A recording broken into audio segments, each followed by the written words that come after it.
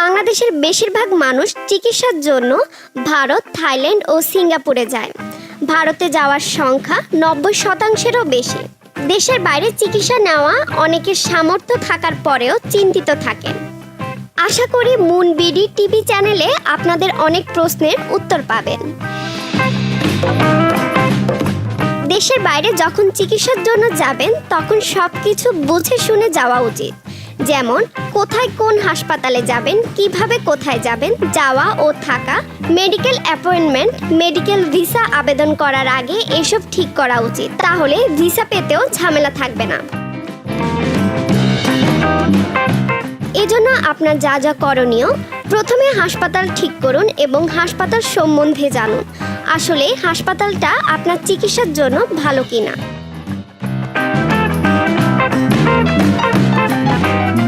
প্রথমে মেডিকেল ভিসার জন্য যেসব কাগজপত্র প্রয়োজনীয়: অ্যাপয়েন্টমেন্ট লেটার, যে হাসপাতালে চিকিৎসার জন্য যাবেন।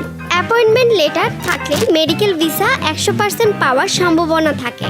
ডাক্তারি কাগজপত্র, ন্যাশনাল আইডি, জন্ম নিবন্ধনের ফটোকপি, বিদ্যুৎ অথবা টেলিফোন বিলের মূল কপি, ব্যাংক স্টেটমেন্ট না থাকলে $150 এন্ডোর্সমেন্ট, চারিত্রিক ও নাগরিক সনদপত্র, পেশাগত কাগজপত্র যেমন ব্যবসায়ী হলে ট্রেড লাইসেন্স, চাকরিজীবী প্রত্যয়নপত্র, 1 কপি রঙিন ছবি, 2 ইঞ্চি ও 2 ইঞ্চি, ব্যাকগ্রাউন্ড সাদা, পাসপোর্টের প্রথম 5 পৃষ্ঠার ফটোকপি। ইন্ডিয়া যেতে পারেন 2 ভাবে, রেল অথবা বিমানে।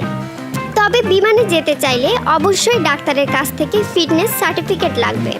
যেমন মালদ্বীপ এয়ারলাইন্সে এটা চেয়ে থাকেন। অথবা যেসব রোগীর সমস্যা আছে, যেখান থেকে বিমানের টিকিট কিনবেন তাদেরকে অবশ্যই জানাবেন।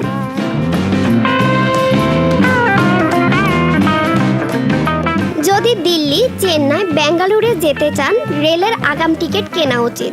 কারণ কলকাতা থেকে দূরপাল্লার টিকিট পাওয়া কষ্টসাধ্য। এমনকি টিকিটের জন্য 1 সপ্তাহ পর্যন্ত অপেক্ষা করতে হতে পারে।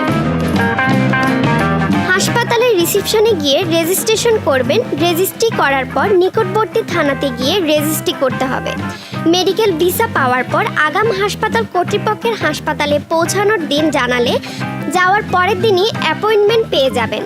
নয়তো ডাক্তারের অ্যাপয়েন্টমেন্ট পেতে 2-4 দিন পর্যন্ত সময় লাগতে পারে।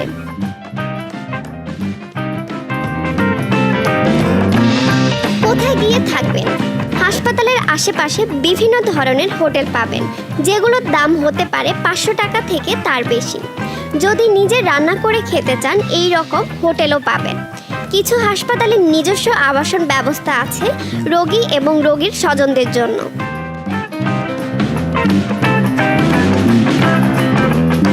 দিল্লিতে মাল্টি স্পেশালিস্ট হাসপাতালগুলো হলো Max, Sir Gangaram, Tata memorial, Fortis, ফিমাস, BALK। চেন্নাইতে মাল্টি স্পেশালিস্ট হাসপাতালগুলো হলো Apollo Chennai, MIOT, Manipal, CMC। বেঙ্গালুরে মাল্টি স্পেশালিস্ট হাসপাতালগুলো হলো Narayana health, Sparsh, BGS, Fortis, Apollo.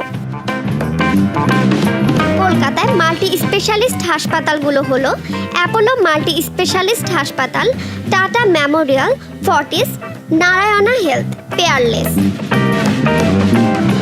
থাইল্যান্ডে মাল্টি স্পেশালিস্ট হাসপাতালগুলো হলো বামব্রুগ্রাদ হাসপাতাল, ব্যাংকক হাসপাতাল। সিঙ্গাপুর মাল্টি স্পেশালিস্ট হাসপাতালগুলো হলো মাউন্ট এলিজাবেথ। আমরা আমাদের অভিজ্ঞতাগুলো আপনাদের সাথে শেয়ার করার চেষ্টা করি। ভিডিওটি ভালো লাগলে লাইক, কমেন্ট, শেয়ার করুন।